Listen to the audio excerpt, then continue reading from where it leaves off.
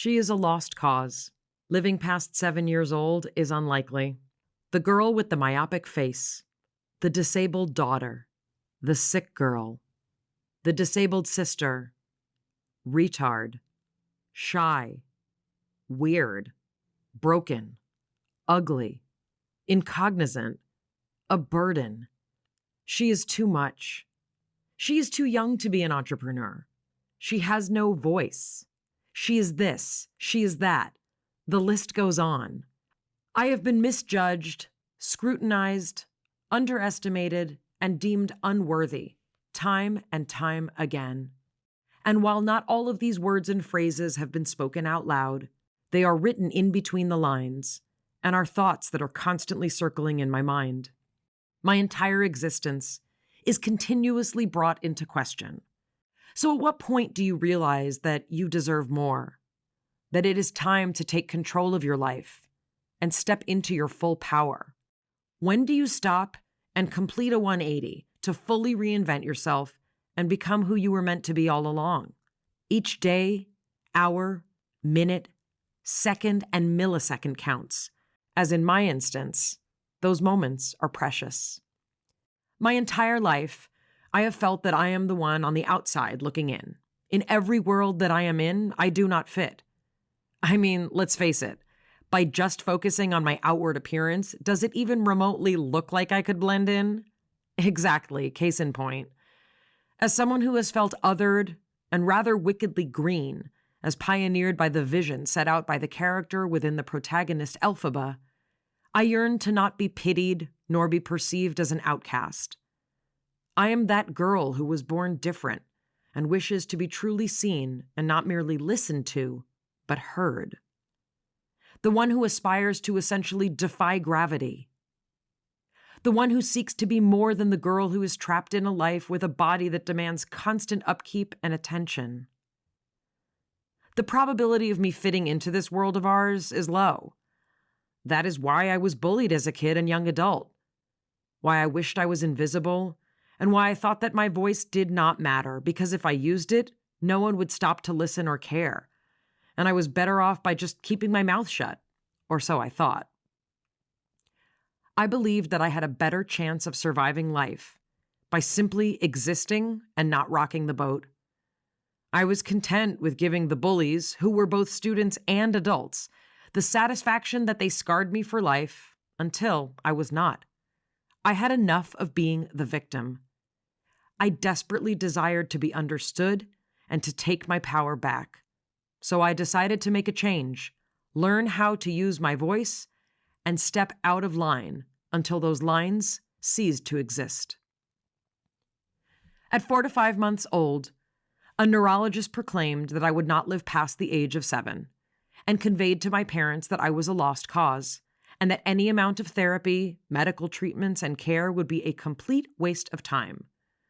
But as it is ingrained in my family's DNA, my parents decided to maximize my potential and walk away from this seemingly alleged medical professional. It seems as if my journey is dictated by experiences stemming from defining moments within the neurology realm. When I was around 1 to 2 years old, I was on the way to another neurologist, and whenever we went to see the physician, he and a group of residents examined and described me as the girl with the myopic face, which, alas, is forever ingrained into my brain. Nevertheless, he did act as a quarterback in my medical team and sparked a pivotal moment in my life that assisted me in discovering my voice at a young age.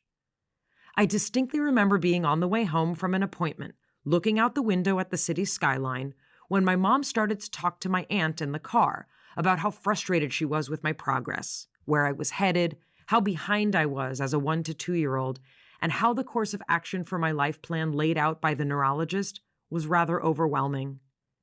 As my aunt drove along, she addressed my mom's concerns and duly noted that I have a brain and can hear and understand every single thing that anyone says, so my mom had better watch what she says in front of me. That was the moment that it clicked in my mom's mind the full range of my cognitive capabilities. That was my moment that I realized that I had a voice and how much I craved to have more in this lifetime. Whether I speak like this, Hello? with my physical voice, or like this, Hello. with a communication device. My voice can be heard one way or another. Between the ages of 1 and 2 years old, I became exceptionally frustrated with my inability to speak my mind, as I was delayed yet again in reaching another quintessential milestone. Then again, I was never one to follow the book. I became furious and overcome with all of my thoughts. My brain was about to combust, much like a ticking time bomb. At my mercy, my speech therapist at the time created a felt communication board with pictures strategically placed so that I could point to what I was attempting to express, and that was when the floodgates started to open. This, in combination with learning some sign language, is how I articulated my voice, specifically by signing hello, more, love, and thank you. A child's first word often defines their entire personality. I always believed that I was meant to have more in my life, more opportunities, more of a voice, and simply more overall. As soon as I learned sign language, more became my first word, and that term has defined my existence. Whether it was by using a felt communication board, American Sign Language, assistive technology, or my physical voice, I always made sure that I was heard one way or another. Even at such a young age, I knew that my intelligence and brain power were what was going to get me far in life, as I could not rely solely on my body.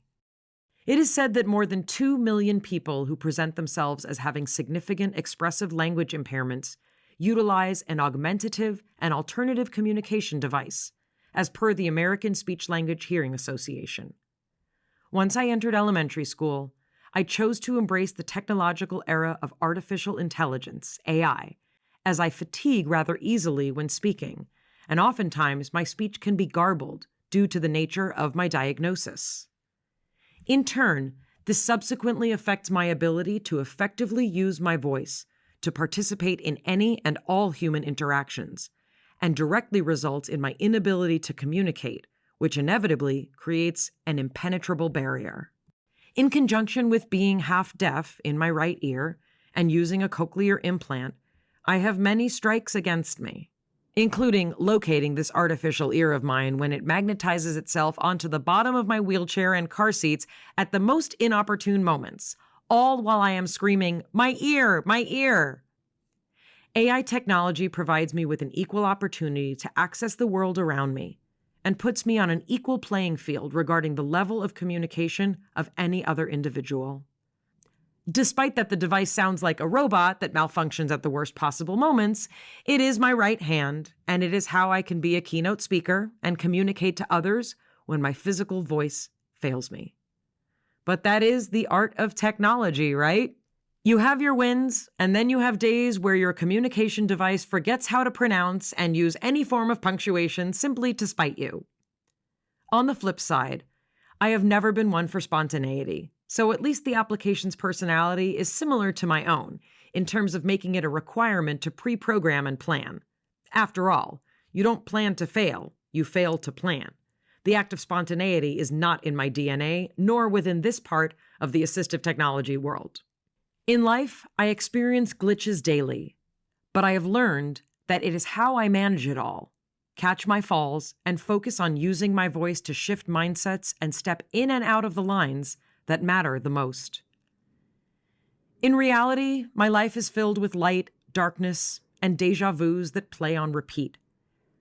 From a continuous need for medical treatments and therapies to doctor appointments, health issues, and countless surgeries that trigger a domino effect consisting of even more symptoms and chronic fatigue, I power through the pain. Yes, I was diagnosed with a congenital form of muscular dystrophy known as Nemelin rod myopathy, utilize an electric wheelchair, am on a ventilator, and have a G-tube and a tracheostomy tube, but I do not allow any of the aforementioned to define me, and I own my scars, as each of them tells a story. However, sometimes I cannot break all of the barriers as I run out of steam. Unless you are in my inner circle, I have a habit of masking all that I am going through with a sprinkle of dark humor and a dash of sass and sarcasm. Disguising my pain and challenges is easier than being labeled as an inspiration for simply living or being constantly questioned and analyzed. Much like the luminous energy of an aura, my mission in life is to create more light to counteract the inevitable nature of triggering a bright light to dim. Perhaps we all have a touch of darkness within us, and we prefer it that way, but there comes a point where you feel isolated and become disoriented from this gnawing and ominous state of mind. If you are like me and have chronic migraines, you probably prefer to be surrounded by darkness because any other alternatives leave you feeling rather confused, unsettled, overstimulated, and drained. Nonetheless, in the dark, you can still be the light and allow it to shine through to give it that balance. My great-uncle Maurice once said, "You might bend, but you won't break." The COVID pandemic forced many to pivot in ways that they never imagined. Everything was thrown off its equilibrium. For someone who is medically fragile, quarantine seemed like the norm, and it was during this period that I thrived, as it sparked a new sense of creativity within me that I did not know even existed. I was an undergraduate student at the time at Adelphi University in Long Island, New York, and it was March 2020 when the world decided to shut down and online learning became the new reality. One of my classes decided to embrace the chaos and require students to create a transformational and meaningful project inspired by the pandemic, and that is how my podcast was born. What first started as a school project led me to discover the possibility of escaping outside of my four walls and interviewing celebrities, authors, musicians, entrepreneurs, athletes, and so many more. The mini-series that I created exclusively for this project was known as Team Peri's Corner and included stories from over 20 individuals. Following that year, it transitioned into the Team Peri Step Out of Line podcast, and over 5 years later, my mom, who acts as my co-host, and I have interviewed over 112 people, including actor, neuroscientist, and podcaster Mayim Bialik, CEO of Hello Sunshine, Sarah Hardin, and actor and the inspiration behind this podcast, Alex Borstein. The notion of an individual stepping out of line and taking a path perhaps unknown and surprising is the focus of our podcast as we ask every guest how they have stepped out of line in their life. Launching this podcast is precisely how the Step Out of Line movement was born and how I began to hone my craft and find my voice as a storyteller, writer, digital creator, podcaster, and now a founder and CEO. Since I was that 8-year-old girl in pigtails in the hospital staring up at the ceiling, waiting for my life to change, I knew that I wanted to start my own nonprofit organization. For 15 years, my family and I raced in the annual Miami Half Marathon, and for 16 years we raised money for that particular organization known as Chai Lifeline under the Team Peri label.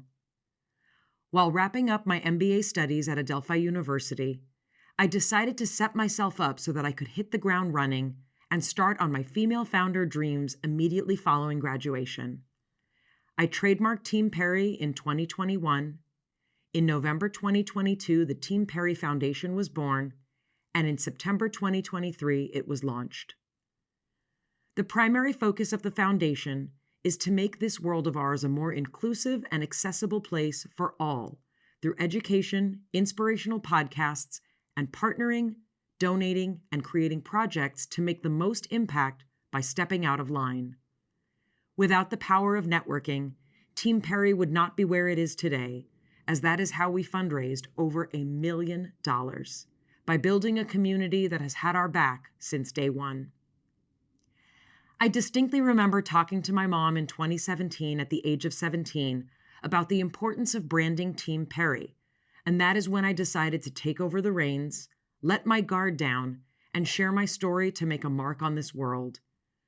I have to be willing to be vulnerable, to embrace my most authentic self, and to tell it like it is to encourage real change and inspire open dialogue conversations. Only I can write my story, and that concept is what has fueled my fire. I often say that life is a marathon, as each mile marker is a milestone that should be commemorated regardless of how long it took to get to that point. By applying the same methodology and employing a sense of tunnel vision to your daily life, you can block out all of the noise and take each step one at a time. To survive, you have to learn how to push yourself to the limit for each mile marker, as nothing will ever come easy. If you have a strong desire to have more in this lifetime, you can never give up. Even when you are bent over a bathroom sink vomiting and crying hysterically over how you are going to reach your $1 million goal, and at that exact moment have all of your failures flash through your mind. It is then that you tell yourself, when life gives you lemons, squeeze harder. While the future is unwritten, you can make the most of yourself by acting on that sense of urgency and stepping out of line. Wanting more is not being greedy or idealistic. It is an indescribable feeling that leaves one always wondering what their life could be if they simply let their fears fade away into the distance. As a young girl, I knew that I was born for a reason, that I had a purpose, and that nothing would ever come easy. Without a doubt, my first word, more, set the tone for my future and presumably my entire personality. The notion of continuously being on this quest of stepping out of line intertwines with demanding more in this era of mine. I always had a voice. It just took me 25 years to find the woman in front of you today. With the help of the digital age, growing my network, saying yes to success, and maximizing my potential, I tapped into that little girl who sported those pigtails, who was laying in the hospital bed in the PICU for weeks, months at a time, waiting for her life to shift. I wish to be seen for who I am, and not for the labels and stereotypes that are ingrained within our society's culture. Although I have a physical disability, that is the least interesting part about me. In my gut, I always knew that there had to be something more waiting for me to navigate and conquer, and that theory still holds true. This is me, Peri R. Finkelstein, always wanting more. Watch me step out of line. This was narrated by Mayim Bialik.